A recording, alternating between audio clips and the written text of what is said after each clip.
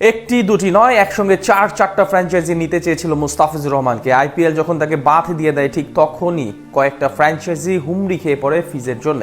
Pakistan super লিগে tiger পেসারকে নিতে রীতিমতো কারাকারি লেগে যায় দলগুলোর মাঝে। সেখান থেকে নাটকীয়ভাবে লাহোর কালান্দার্স নিয়ে নেয় বিশাল পরিমাণ অর্থ খরচ করে। মুস্তাফিজুর রহমানের প্রতি ফ্র্যাঞ্চাইজিগুলোর এমন আগ্রহ আর নাটকীয়ভাবে দল পাওয়ার গল্পের বিস্তারিত রিপোর্ট। মুস্তাফিজুর রহমান যে কত বড় নাম এবং কতটা প্রভাবশালী একজন ক্রিকেটার, সেটা হয়তো এখন হারে হারে টের পাচ্ছে কলকাতা নাইট রাইডার্স। তাকে হারিয়ে এক প্রকার নিঃস্ব হওয়ার মতো অবস্থা তাদের। নিলাম থেকে 12.5 কোটি টাকায় এবার কিনেছিল ফ্র্যাঞ্চাইজিটি। এরপর অবশ্য তাকে বাদ দিয়ে দেয় অপেশাদার আচরণের মাধ্যমে। কিন্তু কথায় আছে, যোগ্যতা কারোর সাথে কোনোদিন অবিচার করে না। তাই তো ফিজের সাথেও করেনি। যেই মুস্তাফিজকে আইপিএল বাদ দিয়ে দেয় অবিচার করে, তাকে নিতে রীতিমতো উঠে পড়ে লাগে পাকিস্তান সুপার লিগের চারটি ফ্র্যাঞ্চাইজি।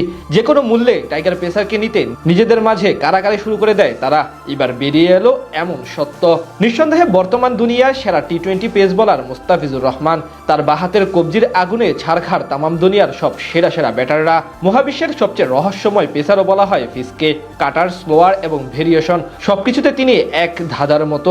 ঠিক সেই কারণেই ফ্র্যাঞ্চাইজি টুর্নামেন্টগুলোতে ফিজের কদর আকাশচুম্বী। সাকিবের পর বাংলাদেশের ক্রিকেটের সবচেয়ে বড় আইকনও ধরা হয় তাকে। ঠিক সেটাই যেন প্রমাণ পেয়েছে এবার পাকিস্তান সুপার লিগের আগে।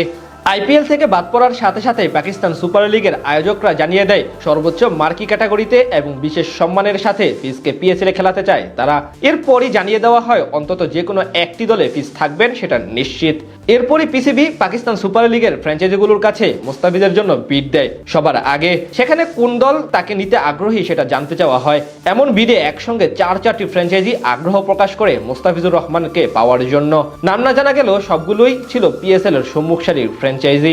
চারটি দল চড়া দাম দিয়ে হলো কাটার মাস্টারকে পাওয়ার জন্য আগ্রহ প্রকাশ করে। তবে সবকিছুর বিপরীতে গিয়ে ফিজের এজেন্টের সঙ্গে সরাসরি যোগাযোগ করেন গেলবারের চ্যাম্পিয়ন ও টুর্নামেন্টের অন্যতম সফল দল লাহোর কালান্দার্সের মালিক সামিন রাজা। তিনি জানান ফিজকে যেভাবেই হোক তার দলে নিতে চান তিনি।